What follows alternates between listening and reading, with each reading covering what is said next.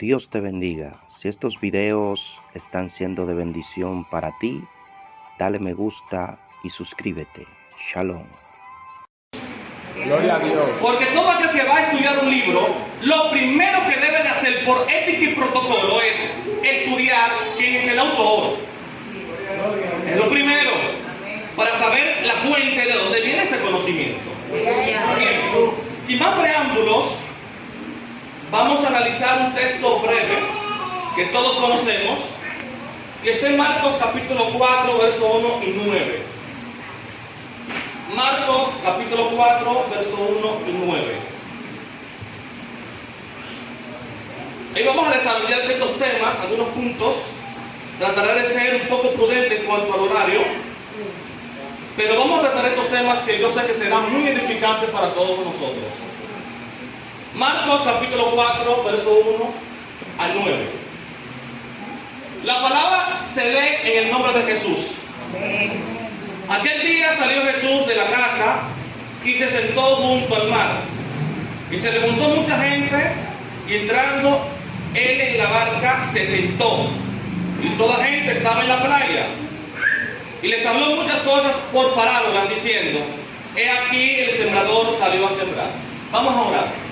Padre que mora en las alturas, Dios, te adoramos, te glorificamos, porque tú eres maravilloso y para siempre son tu misericordia. Estamos aquí para desarrollar este texto. Estamos aquí para poder fundamentalizar algo tan importante como tu voluntad hecha letra. Te pedimos, Dios, que nos dé la capacidad para poder entenderla y darle la sabiduría al pueblo, Dios mío, para que pueda decodificar, y tu iluminación para que esta palabra sea transformada y para que transforme las vidas de las personas que están aquí. Te lo pido de una manera especial, en tu nombre, Jesús. Amén. El tema es los cuatro caminos. Los cuatro caminos. Realmente, tradicionalmente, muchos predicadores han desarrollado este tema. Perfecto. Pero lamentablemente, como les decía anteriormente, mi pueblo perece por falta de conocimiento. De tal manera que por no tener los fundamentos necesarios para poder desarrollar el texto desde una perspectiva original, hablan temas que no tienen que ver con el registro bíblico, con su originalidad. Y hoy vamos a tratar de desarrollar este tema lo más original posible. Bendito sea Dios. Entonces, ¿qué sucede? Según la historia, escúchame bien, según la historia y la misma antropología, ha determinado que la raza humana está dividida por diferentes edades. Repito, según la historia, la antropología, la sociología, ha determinado que realmente la historia de la humanidad está dividida por diferentes facetas o diferentes edades. Número 1 es edad antigua. 2, edad... ¿Cuál es la otra? Edad antigua, edad media, edad contemporánea y edad moderna. 4 maneras de dividir lo que es la historia humana. Y si tú analizas desde los tiempos más antiguos de la humanidad, te darás cuenta que una de las cualidades que el ser humano ha desarrollado para poder comunicarse con las demás generaciones es el sistema de literatura. De tal manera que en el año 3900, históricamente, se había desarrollado lo que fue el primer sistema de literatura, el primer motor de enfoque para poder comunicar los preceptos y los mandamientos de las civilizaciones antiguas. Estamos hablando que fue en el año 3900 a.C. Si tú calculas 3900 más 2000, hacen aproximadamente 5900 años que se desarrolló lo que es la literatura en el mundo antiguo. De tal manera que los seres humanos, desde lo más primitivo, históricamente hablando, se han utilizado diferentes métodos para poder desarrollar un sistema de comunicación. Y nosotros, la iglesia, también desarrollamos ciertos niveles de comunicación. ¿Pero para qué? Para poder llevar lo que es el mensaje del Evangelio. Muy bien. Entonces, ¿qué sucede? Cuando se desarrolla lo que es la literatura como sistema de comunicación a nivel mundial, desde ese momento inicia la historia como tal, como ciencia. ¿Por qué? Porque lo que desarrolla el inicio de la historia humana fue la formación de la literatura. Perfecto. Pero en Mesopotamia, en Sumeria, también se desarrollan otros puntos fundamentales como lo que fue la formación de los puentes. Esos puentes que usted ve hoy en día son formaciones desarrolladas en Mesopotamia, en la antigüedad. ¿Pero para qué? Para poder desarrollar e implementar un sistema de comunicación. No solamente esto. De igual manera también se desarrollaron los barcos. Esos barcos de guerra que usted ve hoy en día también fueron desarrollados con el primer objetivo ¿de qué? De tener un sistema de comunicación entre país a país, isla a isla y continente a continente. ¿Qué sucede? Hoy en día, en la era moderna, se ha malinterpretado un sentido común, un fundamento ministerial llamado el término apóstol. Si tú analizas, si tú investigas la raíz etimológica y semántica de lo que es la palabra apóstol viene del griego aposterio, que significa mensajero. O sea que desde el texto original, el término apóstol no es jerarquía como muchos piensan. ¿Por qué no es jerarquía? Cuando había una guerra y la guerra era ganada, había un mensajero que tenía que pasar diferentes dificultades tratando de que el mensaje llegue a la ciudad natal de una manera eficaz. Tenía que tratar de que no sea asesinado, pasaba hambre, muchas veces no tenía bolsillo, no tenía economía, pero ¿para qué? Para poder desarrollar lo que es el evangelio o llevar un mensaje tal. Ese es el término etimológico e histórico de lo que es la palabra apóstol. Y hoy en día, si tú analizas, la palabra apóstol es una jerarquía, que si yo soy apóstol, estoy encima de los pastores, negativo. Negativo, señores. ¿Por qué? Porque cada fundamento desarrollado en cuanto a lo que es el ministerio de Cristo, todos son servidores, administradores, servidores del evangelio de Dios. El problema es que porque yo soy pastor, pastor no, sino apóstol, tú tienes que darme todo lo que tú tienes en los bolsillos. Tú tienes que hacer lo que yo diga. El término apóstol es servicio, señores. Y fue desarrollado ¿para qué? Para implementar un sistema de comunicación en la antigüedad. Luego pasa lo que es la Edad Media. Dirá usted, ¿qué tiene que ver eso históricamente con la predicación de hoy? Les voy a mostrar a ustedes. Les voy a mostrar a ustedes que realmente la parte histórica es totalmente fundamental para desarrollar lo que es el mensaje. Quizás algunos están cabeceando porque dirán, ¿y todo esto? Señores, no hay un conocimiento que no sea inservible. Todo conocimiento es servible para el reino. Porque te voy a decir una cosa. Tú vas a predicar el evangelio y vas a predicar el evangelio hacia un filósofo. Si tú no tienes las herramientas necesarias para tú poder desarrollar un evangelio eficaz, de nada vale, porque el evangelio no es un flyer catcher como muchos piensan. Aleluya. Es muy fácil, muy lindo llegar a la iglesia, ser bautizado, ser doctrinado por el pastor y irme a predicar el evangelio. Baby, esto no es así. Aleluya. Necesitamos una preparación. El conocimiento es vital, fundamental. Cuando hablamos de crecimiento espiritual, estamos hablando de dos pilares fundamentales. ¿Cuáles son? 50% oración, 50% estudio bíblico. Los dos complementan el 100% de la vida espiritual. Si tú eres de los que ora y no estudia la Biblia, tienes 50% de vida espiritual. Si tú eres de aquellos que estudia la Biblia, pero no oras, tienes un 50% de vida espiritual. Para tú poder ser eficiente en este altar y para tú poder evangelizar en la calle, tú necesitas el conocimiento bíblico. No hay un solo texto que hable en contra del conocimiento bíblico. No existe una. Lo que pasa es que son puras malas interpretaciones. Malas interpretaciones. Entonces, en la Edad Media se desarrolla otro sistema de comunicación llamado la imprenta. Se desarrolla la imprenta y gracias al Eterno tenemos el texto bíblico. ¿Tú sabes por qué? Porque el primer libro, el primer documento que se comenzó a comercializar y se imprimió fue el texto bíblico. Por encima de los textos filosóficos. Porque en la Edad Media todo era filosofía. Pero el Eterno le plació ocasión, como soberano, de imprimir el texto en imprenta, el texto sagrado, para que tú y yo tengamos la Biblia y aún así no le damos uso. Gloria a Dios.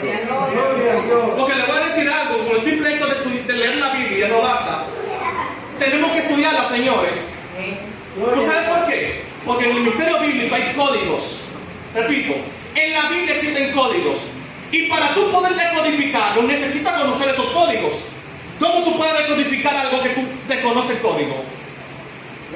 Gloria a Jesús. Y le voy a mostrar por qué en esta noche. Gloria a Dios. La Biblia es totalmente fundamental, el estudio bíblico es fundamental. Entonces, en la Edad Media se desarrolla lo que es la imprenta, se comienzan a imprimir la Biblia al alemán, al inglés, al portugués, al latín, etcétera, etcétera. Y gracias al Eterno tenemos el texto bíblico. Perfecto. Nos vamos siglos después, edad moderna, está el internet. Solamente utilizamos el internet ¿para qué? Para chatear. Pero el internet es un sistema, un mecanismo de comunicación y de conocimiento bíblico también. Porque te voy a decir algo, cuando yo tenía 17, 18 años de edad, yo comencé a estudiar la Biblia a profundidad, fue gracias al internet, a YouTube. Comenzaba a buscar maestros buenos, comenzaba a estudiar. A los 20 años me inscribí ¿en qué? En un seminario bíblico. A los 23 años hice la licenciatura. A los 25 la maestría. Y a los 28 el doctorado. ¿Usted cree que esto es en vano? Esto me permite hacer eficiente la obra de Cristo. Me permite. No, ministro, que Pedro era sin letra. Ah, bueno, pero dice porque no conoce cultura. ¿Qué dice la cultura hebrea? La cultura hebrea dice que todo niño tenía que ser instruido por la Torá. ¿Usted sabe lo que es la Torá? La Torá, traducido al griego, es Pentateuco, los 5 libros escritos por Moisés. O sea, no existía un personaje bíblico sin letra, todos eran estudiados. Bendito sea Dios. Y nos existen ciertos vagos que se justifican su vagancia con estos textos bíblicos donde dice que Pedro que no era letrado. Mala interpretación bíblica. Yo les llamo vagos espirituales. Vagos espirituales porque no estudian ni quieren que el otro estudie. También en la edad moderna se desarrolla lo que es el Instagram como red social, los teléfonos celulares, etcétera, etcétera, etcétera. Pero cuando nos vamos a la parte bíblica, que aquí que yo me quiero concentrar, el Eterno, para poder desarrollar sus verdades, su precepto, utilizó mecanismos necesarios para que el Evangelio y sus mandamientos sean entendidos de una manera eficaz. Primero, el sistema lingüístico. Les voy a decir algo a ustedes. Para los judíos existen 7 cielos, 7 niveles de cielos. Para nosotros existe lo que es el sistema interplanetario, que es el lugar donde está el Eterno, mucho más allá del cosmos, espacio y materia. Y en donde Él está, no necesita sistema lingüístico. No sé si me están entendiendo. En teología propia se enseña que Dios es un ser incorpóreo. Cuando digo que Dios es un ser incorpóreo, significa que Dios no tiene cualidades físicas, mucho menos sistema lingüístico. Ahora, en la Biblia, en el Antiguo Testamento dice, dijo Dios, y habló Dios. ¿Tú sabes por qué? Porque si Dios le habla desde su sistema lingüístico divino, tú no vas a poder entender sus decodificaciones, no vas a poder entender la palabra. O sea que siendo Dios se humilla, utiliza un elemento lingüístico antropomórfico para que tú puedas entender la palabra de Dios. Y aún así, el esfuerzo que Dios hizo, no lo valoramos y no predicamos el Evangelio. No sé si me están entendiendo. ¿Está aburrido? Porque si está aburrido, yo traigo esto ahora. Lo que pasa es que tenemos una culturalización de que si no hay pata voladora, no estoy en contra de eso, yo soy pentecostal, pero que si no hay pata voladora, esto no se pone bueno. Se pone bueno cuando se habla Biblia. En la cultura hebrea, cuando se leía el Pentateuco, la Torá, todos los rabinos tenían que mantener silencio. Todos los rabinos tenían que mantener silencio. Históricamente se mantuvo por la edad primitiva, siglo I, siglo II. El problema es que nosotros los pentecostales tenemos ese mal concepto. Pero la Biblia es importante, señores. Dios utiliza el sistema lingüístico, un elemento antropomórficamente humano, ¿Pero para qué? Para que el ser humano pueda entender las verdades y preceptos del Eterno. ¿Usted cree que si el Eterno le habla desde su perspectiva divina a Abraham va a entender? Dios tuvo que tomar elementos humanos, flexibles, entendibles, explícitos, para que este evangelio sea predicado de una manera eficaz. Pero otro método que Dios ha utilizado a través de generaciones es la intuición. Claro, ¿qué es la intuición? Una capacidad cognitiva de que tú no tienes que escuchar a una persona decirte, Cristo te ama. O sea, hay algo en tu interior que te dice, Dios te ama aunque tú no le digas. No sé si me están entendiendo. Miren, la persona puede estar en el pecado más bajo posible, puede estar en cualquier tipo de vicio humano, pero hay algo en él, una intuición, un espíritu que le dice, oye brother, lo que tú estás haciendo está mal, busca de Dios.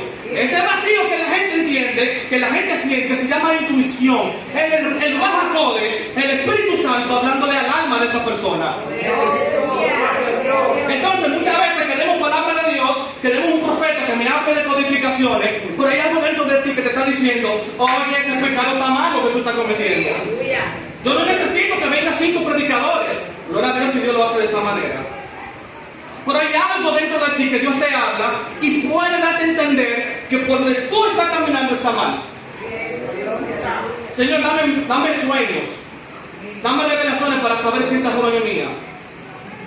Eso está bien. Pero Dios trabaja de diferentes maneras, diferentes formas. El problema es que no sabemos decodificar estos misterios. ¿Usted quiere escuchar la palabra? O sea, ¿usted quiere escuchar la voz de Dios? Como dijo un pastor, lee la Biblia. La Biblia es la palabra de Dios hecha letra. Voy a repetir. La Biblia es la palabra, es la voz de Dios hecha letra. Primero, se ora, tú oras con Dios. La pregunta es, ¿cuándo Dios responde? Cuando tú lees la Biblia. El método más importante de tú saber cuando Dios te responde es cuando tú oras y luego lees la Biblia. Porque cuando tú oras, tú hablas con Dios. Y cuando tú lees la Biblia, Él te habla a ti. Ese es el mecanismo más importante. Y Dios habla de la intuición del hombre, Señor. Hay algo dentro de él. Dice la Biblia que el Ruach HaKodesh, el Espíritu del Eterno, da testimonio a nuestro espíritu de que somos hijos de Dios. ¿Tú sabes por qué? Porque tú portas una cualidad del Eterno Divino, que es el espíritu humano, que se conecta antropomórficamente de manera divina, y tú puedes decodificar ciertos misterios que quizás tú no entiendes. Alabado sea Dios. Pero ¿cómo yo sé esto? Por el texto bíblico. A mí ningún predicador me lo dijo. ¿Quién me lo dijo? El texto bíblico, la voz de Dios hecha letra, me lo dijo. Bendito sea Dios. Otro método que Dios ha utilizado para poder comunicar sus preceptos son los sueños. Ahora, los sueños, yo utilicé los sueños, pero no todos los sueños son de Dios. Yo recuerdo que hace cuando yo tenía unos 20 años, una señora tuvo un sueño fatal, mortal. Cuando digo de mortal fue que me fui. Y esa señora me lloró, me dijo de todo como que iba a pasar. Señores, no todos los sueños son de Dios. Hay personas que piensan que todos los sueños son de Dios. Hay sueños que son misterios, que para tú poder entender si son de Dios, tú tienes que hacer una analogía con ese sueño y con el texto bíblico. Pero ¿cómo se hace esto? A través de la iluminación del Ruach HaKodesh, del Espíritu Santo, a través del texto bíblico, señores. Tú puedes tener sueños, pero no todos los sueños son de Dios. No todos los sueños son de Dios. ¿Tú crees que el sueño que decodificó José en Babilonia, en 2 Reyes capítulo 2, fue simplemente una improvisación? Señores, una de las culturas, bueno, ya eso se lo mencioné, una de las cosas que tenían que tener es conocimiento de la Torá. José conocía la Torá, señores. Entonces, ¿cómo fue que pudo decodificar el sueño de Nabucodonosor, capítulo 2 de Daniel, a través del estudio de la Torá, de la Biblia, del Antiguo Testamento? Es la manera más eficaz para poder discernir y decodificar los misterios ocultos. Otro punto es la revelación. Revelación es un misterio no dado, o sea, no dado en el pasado, pero sí revelado. Por ejemplo, el Apocalipsis. Claro que sí. Existen comunicaciones del Eterno hacia el hombre, que es a través de revelación. Hay que ver si esa revelación que tú tienes es de Dios o del maligno, cuál de las dos. Porque Satanás también revela. Porque cuando estaba en el desierto, ¿qué le dijo Satanás a Jesús? Fue una revelación, señores. Fue una revelación que hubo. Y otro método que Dios ha utilizado son las parábolas. Ahí que entra en materia, las parábolas. El Eterno utilizaba, o sea, Jesús hecho carne, utilizó métodos culturales para que el mensaje sea entendible. Uno de ellos fue la parábola. La parábola eran sistemas culturales del sistema cultural hebreo para que el pueblo pueda entender. La pregunta es, ¿estamos utilizando métodos para llevar el evangelio? ¿Estamos utilizando métodos para poder enseñar lo que es el evangelio a toda criatura? Jesús lo hizo. Jesús es considerado como el padre de la homilética. ¿Qué es la homilética? La rama de la teología que tiene que ver con el buen sermón, con la buena prédica. Señores, existen diferentes tipos de sermones, diferentes tipos de prédica. Y de acuerdo al escenario se va a determinar tu sistema de predicación. Porque te voy a decir algo. La predicación que yo desarrollo aquí en la iglesia será diferente a un público antagonista. Cuando hablo antagonista estoy hablando de opositores, filósofos, antropólogos e historiadores. Porque tengo que mostrar evidencia científica para yo demostrar el evangelio como hizo Pablo en Atenas. Sí es. Es muy bonito tú predicar el evangelio aquí, pero vete a predicar el evangelio a estas personas cultas. Ahí está el problema, señores. ¿Y cómo se hace? A través del evangelio, estudiar la palabra. Entonces Dios, el eterno Jesús, utilizaba elementos culturales. Ahora bien, el tema es los 4 caminos. Ahora, ¿por qué son 4 y no son 5, ni 6, ni 7? Repito, ¿por qué son 4 caminos? No son 6 caminos, no son 7 y no son 8. Porque este es un código. ¿Cómo yo sé que un código? La cultura. Según la gematría hebrea, esto tiene una representación simbólica en cuanto a su cultura. Pero si tú utilizas la numerología teológica, salvífica, divina, de la soteriología, te darás cuenta que el número 4 representa la salvación de los gentiles. No sé si me están entendiendo. Repito, si tú utilizas la decodificación de la soteriología en cuanto a la numerología teológica, te darás cuenta que el número 4 representa la salvación de los gentiles. Y el 90 al 95% lamentablemente no entienden estos puntos. El número 4 representa salvación de los gentiles. No, pero no solamente esto. El número 4 representa tiempo. ¿Tú sabes por qué? Porque en el número 4, en el día 4, se crearon el sol y la luna, la formación del tiempo, del calendario. ¿Tú sabes lo que significa esto? Que hay tiempo para tu prueba. Hay tiempo para lo que tú le pediste al Eterno, bendito sea Dios. ¿Tú sabes por qué? Porque si tú al 4 le pones un 0, representa los 40 años de cautividad, de prueba que pasó Elías, el pueblo de Israel. ¿Tú sabes qué significa esto? Significa que tu prueba tiene tiempo de caducación. Yo no sé lo que tú estás pasando, no sé tu prueba. Recuerda que en el Antiguo Testamento y en el Nuevo Testamento, el Eterno decodificó periodos de pruebas. El problema es que vemos cristianos toda la vida en prueba. Hay que revisarlo. Señores, no puede ser que toda la vida de creyente sea de prueba en prueba. Desde el Antiguo Testamento se ha demostrado que la prueba tiene tiempo de caducación. El número 4 representa ¿qué? ¿Alguien sabe? Salvación de los gentiles. El número 4 representa tiempo. Pero si al 4 tú le pones un 0, representa los 40 años que pasó Israel en el desierto. Pero si tú le pones otro 0, son 400. Y estos 400 representan los 400 años de silencio. ¿Tú sabes qué significa esto? Que hay momentos que tú entiendes que tú no escuchas la voz de Dios. Llegará un tiempo que tú tendrás la bendición del Eterno en tu vida. Bendito sea Dios. ¿Me están entendiendo? ¿Están comprendiendo? O sea que el número 4 teológicamente es un código. Y si tú decodificas, representa ¿qué? Salvación de los gentiles, tiempo de prueba. ¿Qué significa esto? Tu prueba tiene tiempo de caducación. Tiene tiempo de caducación.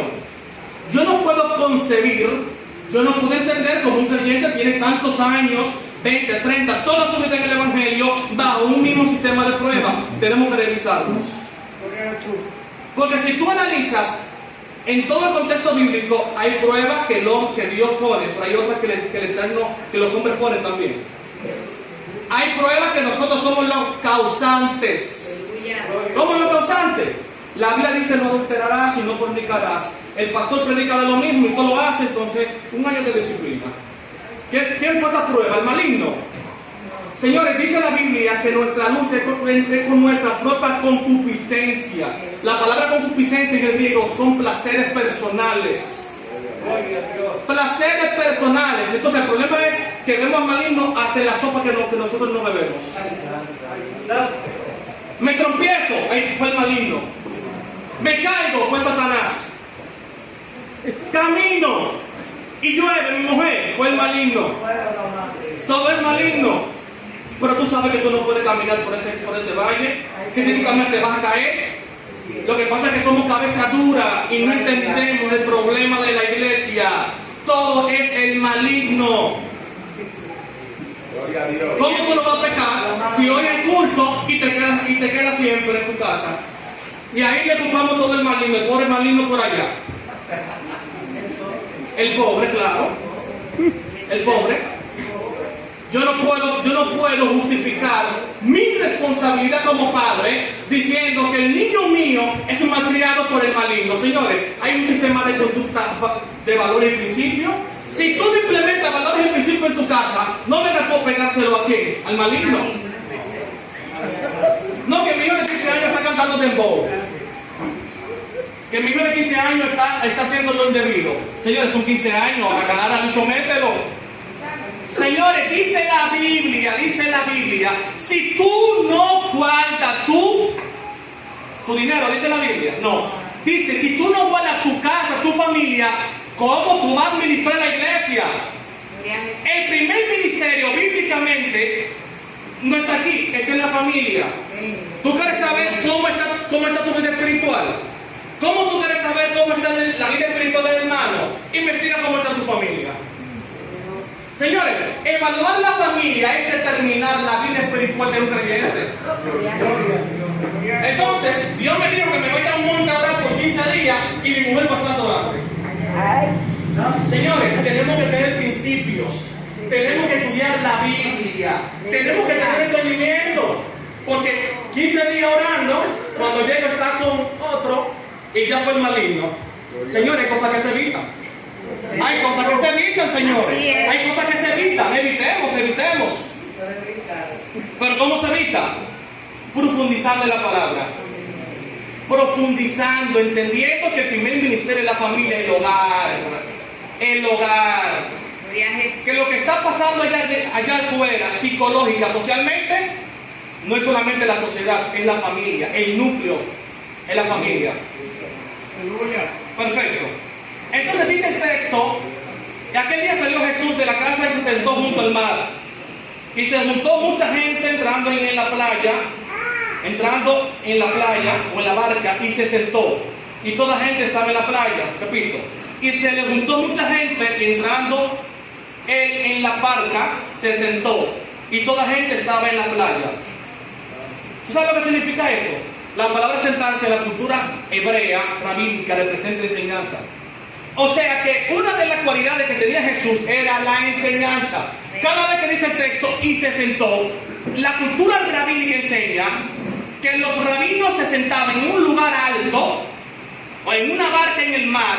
¿Pero para qué? Para que sus enseñanzas sean predicadas de una manera eficaz. Pero ¿cómo yo sé esto? Cultura hebrea. Porque te voy a decir algo, la Biblia no fue escrita por dominicanos. Así es. La Biblia no fue escrita por un sureño, por un cibaeño. La Biblia no fue escrita por un mexicano, ningún panameño, ningún brasileño.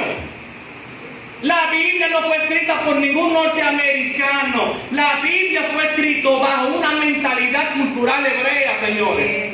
Entonces el problema es que nosotros culturalizamos el texto bíblico desde la perspectiva dominicana y no sabemos interpretar el texto bíblico. La Biblia fue escrita por orientales, no por occidentales.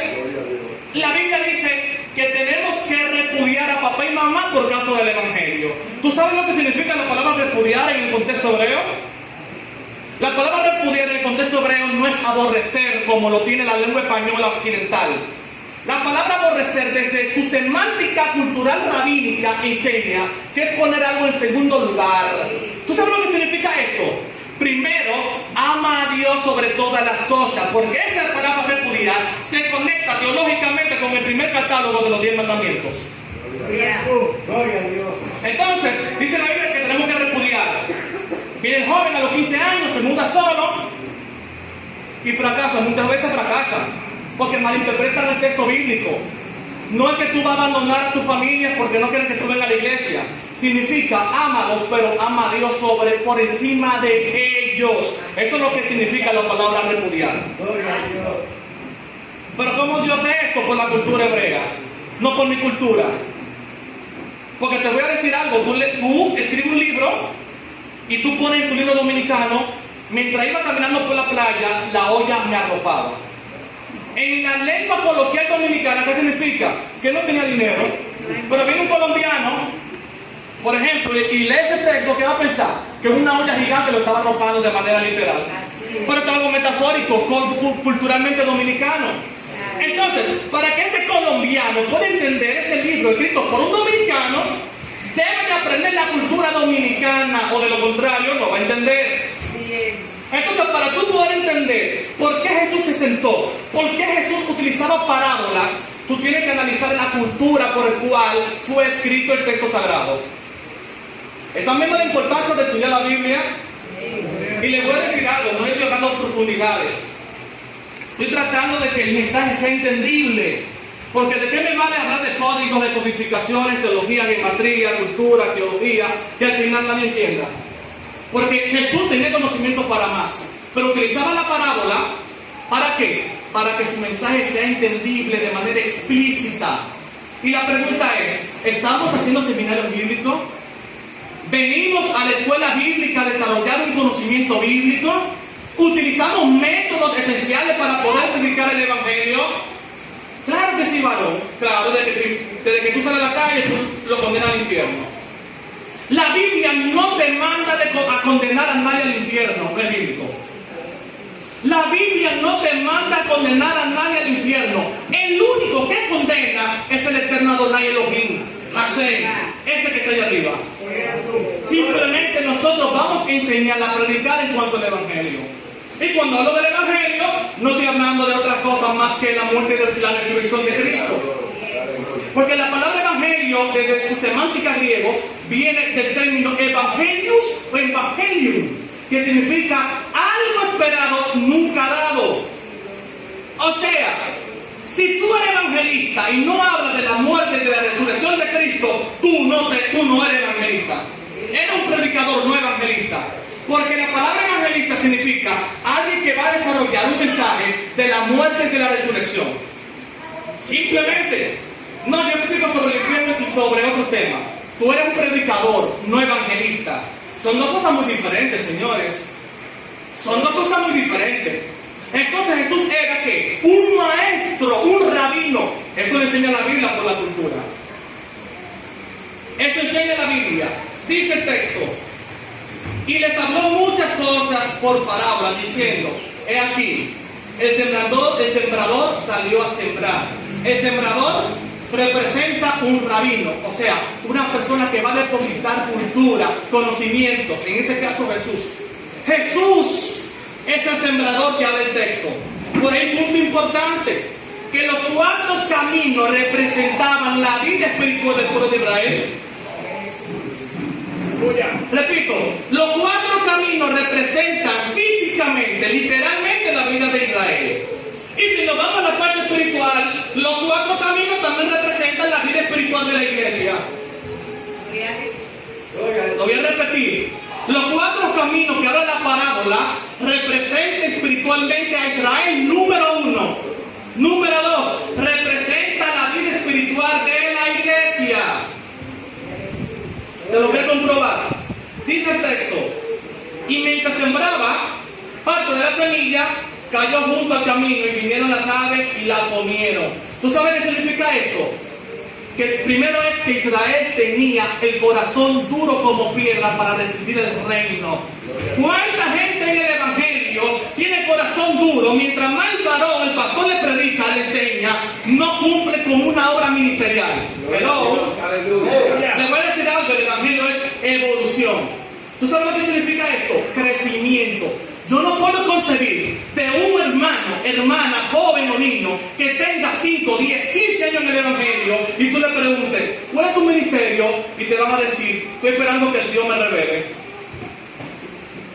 Señores, tenemos que saber cuál es el ministerio. De lo contrario, somos inservibles en el cuerpo de Cristo. Cada cuerpo, metafóricamente, tiene una representación, tiene un simbolismo, una función en la obra.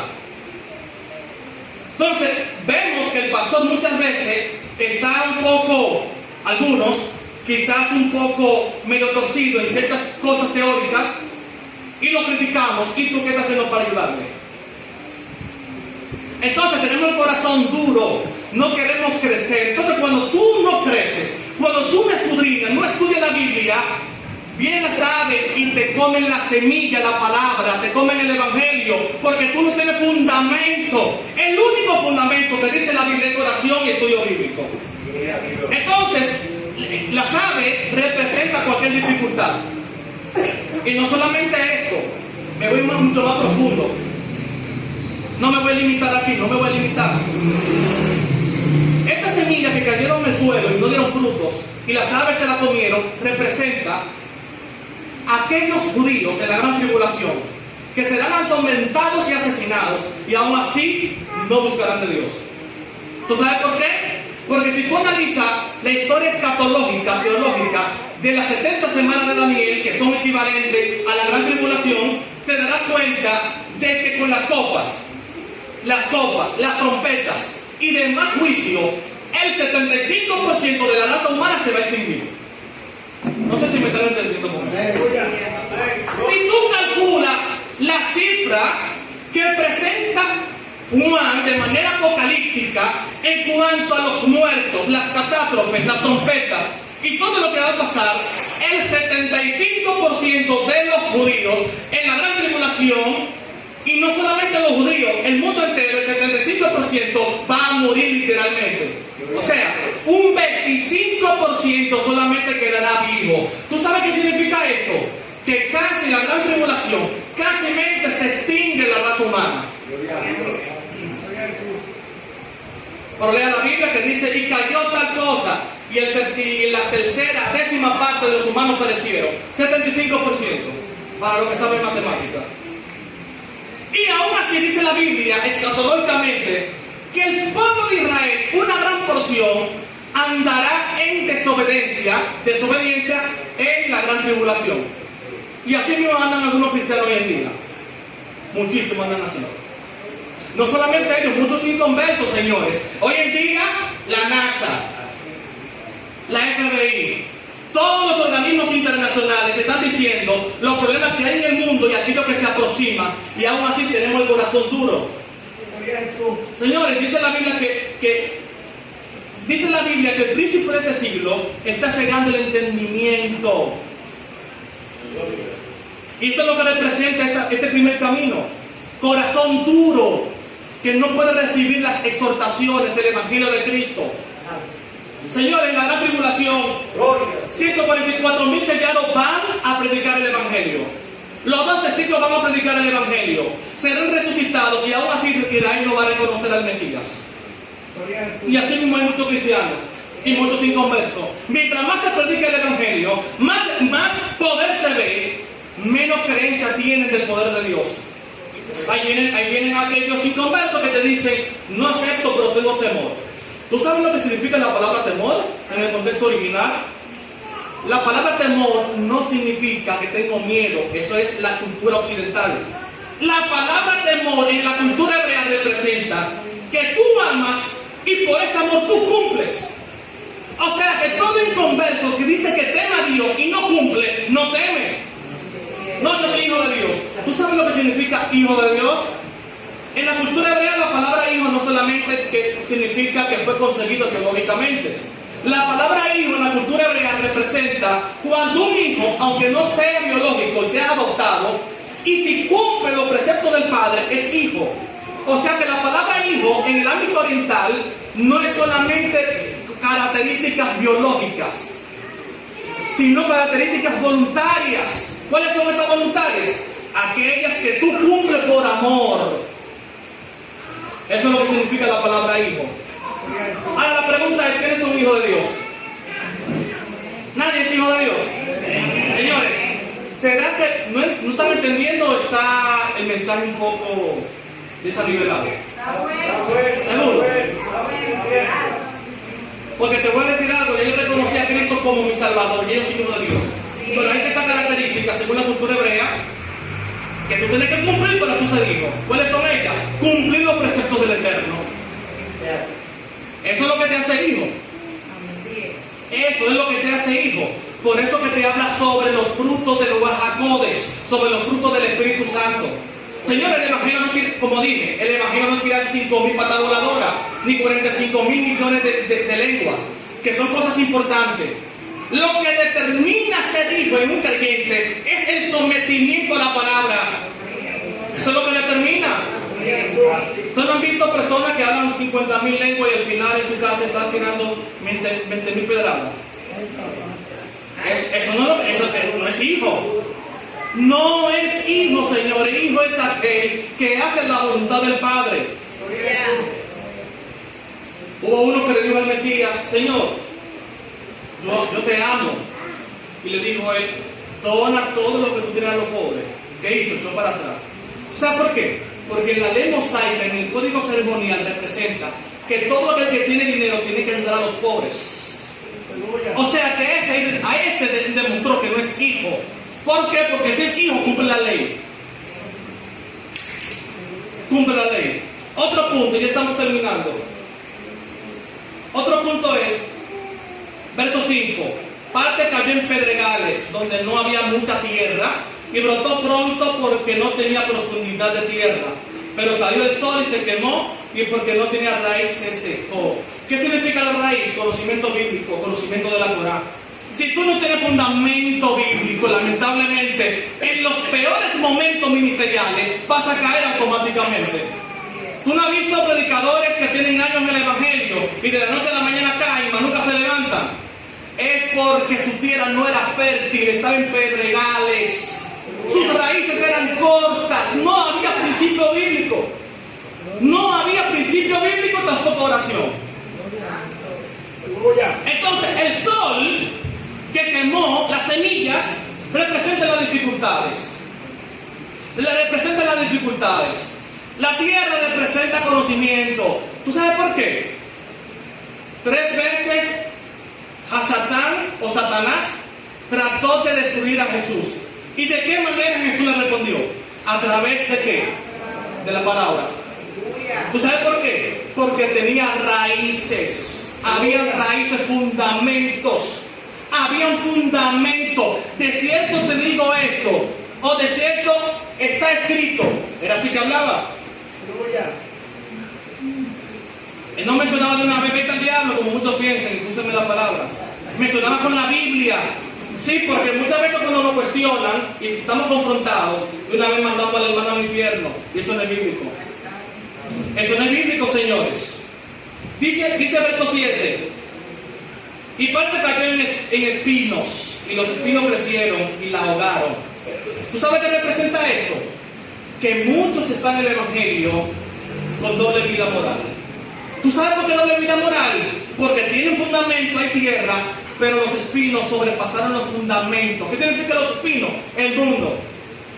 Entrando el mundo en sus vidas, señores. ¿Por qué entrando el mundo en su vida? Porque somos más tiktokers, más que maestros bíblicos. Y eso no es pecado. Señores, estar en las redes sociales no es pecado. El problema es con qué propósito y qué tiempo tú le estás dando. Yo nunca mi mente va a concebir darle más tiempo a las redes sociales que al estudio bíblico. Nunca jamás. ¿Tú sabes por qué? Porque por mis venas brotan el entusiasmo, la entrega, la agonía por estudiar la Biblia. Una vez le preguntan a un gran maestro, ministro, ya con ese PhD que usted tiene y ese gran conocimiento y más de 40 años de trayectoria, siéntese, no estudie más la Biblia. Le preguntaron, ¿tú sabes lo que él dijo? Mientras haya oxígeno, hay que estudiar la Biblia. No importa tu nivel académico, no importa tu conocimiento, tu ministerio, tenemos que profundizar. Tenemos que profundizar. Pero dice el verso 8, pero parte cayó en buena tierra y dio fruto, cual 100, cual a 60 y cual 30 por uno. El que tiene oído para oír, oiga. Estos son aquellos que tienen fundamento bíblico, fundamento de la oración, son hijos, tienen temor, cumplen los preceptos, pero cuando viene la prueba, sobrepasan la prueba. ¿Tú sabes por qué? Porque tienen las herramientas, tienen el mecanismo, tienen la bomba atómica para resistir las artimañas de Satanás. Termino. Hay pocos no.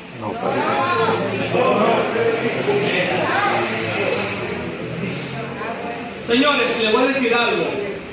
El Evangelio, dice la Biblia de manera histórica en Hechos, que entre más eran asesinados y más eran cuartizados, el público, los hermanos, crecían en sabiduría bíblica y en oración, dice la Biblia. Y hoy en día, muchas veces nos favorecen la libertad de culto y aún así no predicamos el Evangelio. No predicamos el Evangelio. Señores, a mí me hubiese gustado quedarme en mi casa viendo televisión, bajo un abanico, sentarme. Pero ¿qué sucede? Como le dije anteriormente, mi sangre, mis venas brotan para predicar el Evangelio, porque yo estoy desempeñado con aquellas cosas por las cuales fui diseñado desde antes de la fundación del mundo. Claro que sí, porque usted que está aquí no es coincidencia. O sea, tu nombre está escrito en los pensamientos del Padre desde antes de la formación del espacio materia. Materia, espacio y energía. O sea, antes de Génesis 1:1. Eso está en Efesios capítulo 1, verso 3. Que dice, y fuimos elegidos antes de la fundación del mundo. La palabra mundo en el griego significa materia, cosmos. Pero no sabemos, no entendemos nada de esto. La Biblia es un código, señores. Y para poder decodificarlo, para poder entenderlo, hay que estudiar la Biblia. Para tú enseñar el Evangelio, debes de saber la Biblia. Como dije anteriormente, usted va a predicar el Evangelio y viene una persona que le habla del purgatorio. Si tú no tienes los mecanismos necesarios históricamente, dogmáticamente, culturalmente, mitológicamente, tú no vas a entender de dónde viene el purgatorio, por qué se estableció el purgatorio en la Iglesia Católica, y mucho menos tú no vas a poder ser eficiente para tú mostrar que el purgatorio es una mentira, es una falacia griega. Por ejemplo, muchos dicen que la primera mujer no fue Eva. Muchos dicen que la primera mujer se llamó Lilith, una gran pelirroja. Claro, dicen esto. Eso está en la mitología judía. Los enseñan los rabinos, la cábala. Entonces tú vas a predicar el Evangelio hacia un rabino y te va a decir, la primera mujer fue Lilith. Háblame sobre esto. ¿Qué tú vas a hacer? Vete al infierno. No, señores, el deber tuyo es enseñarle por qué existía esta cultura, cómo la adoptó los judíos y enseñarle que no es bíblico. ¿Tú sabes por qué? Porque esto fue, miren, el purgatorio fue establecido, el purgatorio fue adoptado en el año 538. Cuando Nehemías y Esdras establecen la formación de lo que fueron las murallas y segundo templo, con el edicto de Ciro en el año 538, cuando los judíos salen de Babilonia, desde hace 70 años, Babilonia salió con beneficios económicos, beneficios sociales, beneficios culturales, pero a la vez con cosas negativas. Por ejemplo, el becerro de oro. Si tú analizas desde antes del Éxodo, la Biblia nunca mencionó que Israel desarrolló un becerro de oro. Pero dice en Éxodo que cuando Moisés bajó de Sinaí, vio un becerro de oro. La pregunta es, ¿de dónde viene esto? de la mitología egipcia, de la cultura, del folclore, del sistema ceremonial egipcio, porque el becerro de oro representaba una deidad egipcia, como ya la conozco por los conocimientos históricos. Por ejemplo, una de las creencias que tenía Israel en la antigüedad, bueno, tendré que pasar esta parte porque hay libros. Bueno, según esto es que los niños eran sacrificados a Dios Moloch. ¿Tú sabes por qué?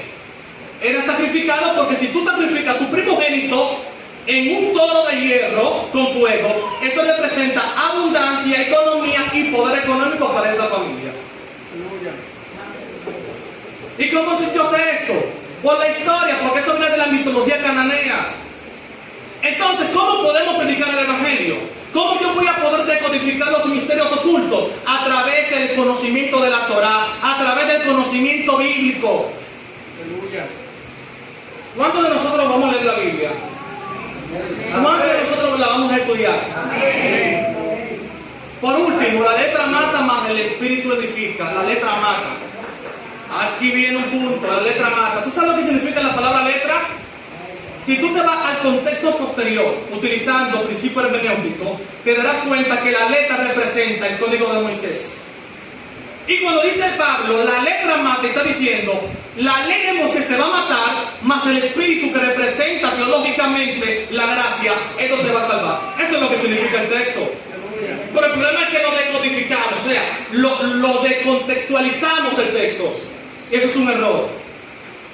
Entonces, hermanos, vamos a estudiar la Biblia, vamos a ser creyentes más eficientes, que te garantizo que la obra será mucho más extraordinaria. Dios le bendiga. Dios te bendiga. Si este video ha sido de gran bendición para ti, compártelo, suscríbete y dale me gusta. Shalom.